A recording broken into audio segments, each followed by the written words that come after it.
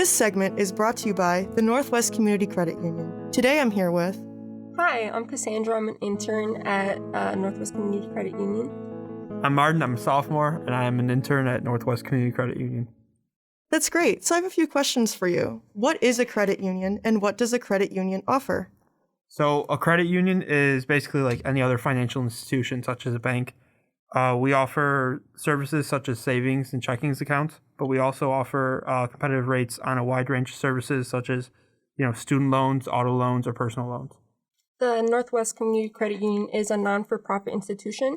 Because of this, we do have more accessible rates, and the Northwest Community Credit Union is more particularly appealing to students for this reason.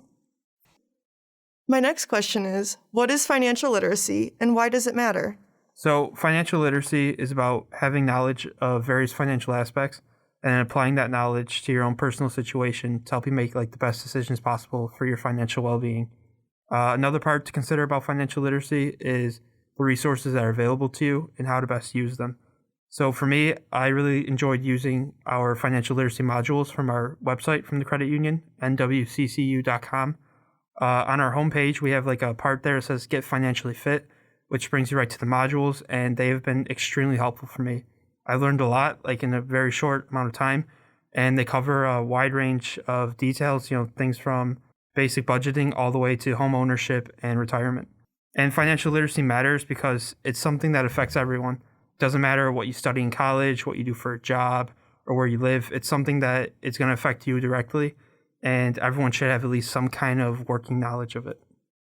That's great. Now you mentioned budgeting. What is budgeting, and how can someone budget wisely?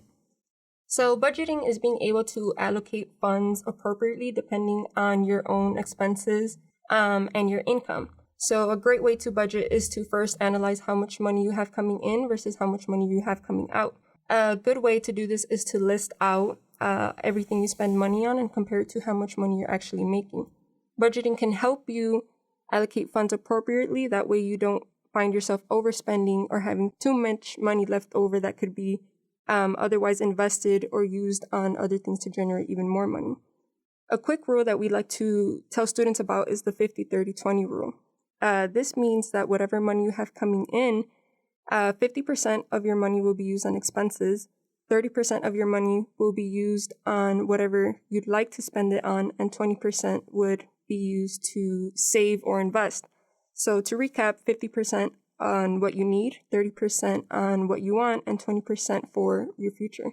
This is a nice rule I'd like to use myself in college. It's helped me keep my income stable and not feel so tight and feel like I'm overspending or not using my money appropriately. So going off of that question, how can people better plan on how to spend their money on a day-to-day basis?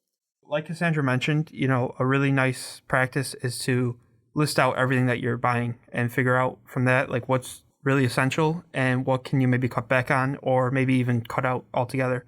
It can be tough, trying to figure out how to save money on a day-to-day basis, but it's definitely doable. It sometimes requires sacrifices, but it's definitely possible, especially if you can keep your long-term goal in your mind. An example you can see of this is something like eating out. Instead of eating out, let's say 7 days a week, you might be able to maybe stay at home for 5 days a week, eat in, and then go out at the weekend. So by doing that, you're still having a bit of fun. You get to go out at the weekend, but you're also saving money during the week, and that money adds up. And you'd be surprised by how much that can actually end up being.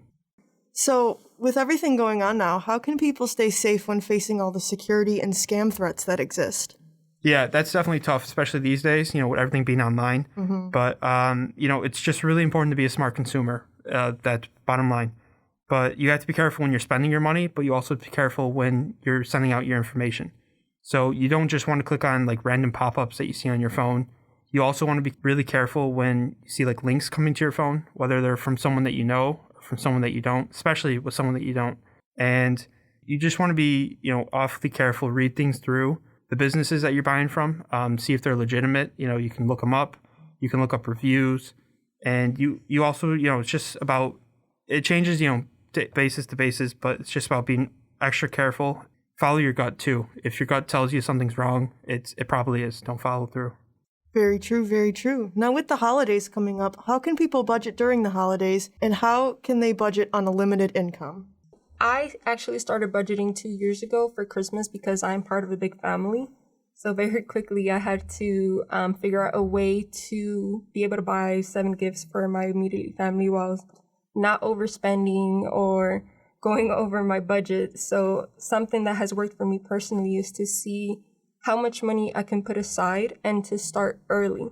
So I start saving 3 or 4 months prior to the holidays, have that money just set aside, and then easily divide how many gifts I have to buy for each person.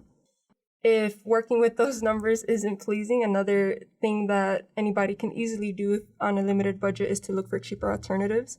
So instead of going to Hallmark for your gift wrap and your cards, holiday cards, it would be more inexpensive to look at the dollar store or anywhere really where you could find things for cheaper, making DIY gifts even. This way you are still able to celebrate the holidays, but you don't overspend. Also, it's very easy to just open up a credit card, go over, and then maintain that debt. And that in the long run, that is really, really bad for you. So a tip that we like to give out is to stay under 30% of your credit card usage and just monitor that, to stray away from credit cards when holiday shopping in order to not overspend. Also, buying your gifts with cash instead of swiping is a quick and easy way to monitor how much money you're actually spending, because it is tangible versus swiping where you don't really see like the money physically being spent. Financial literacy is a skill that everyone should have some kind of knowledge with. It's also important to know how to budget well, and especially with the holidays coming up. Budgeting is super important because you want to have a fun holiday season, but also one where you don't lose all your money. But if you can follow some of the tips and tricks that we talked about here today, you can definitely have a really nice holiday season. Don't forget to visit us in our new location. We are located across the street from the Ward Building at Graham School of Management. You can stop by anytime to talk to myself or Martin for any financial literacy tips or anything you need. Just remember, we're here for you. This podcast was brought to you by the Northwest Community Credit Union.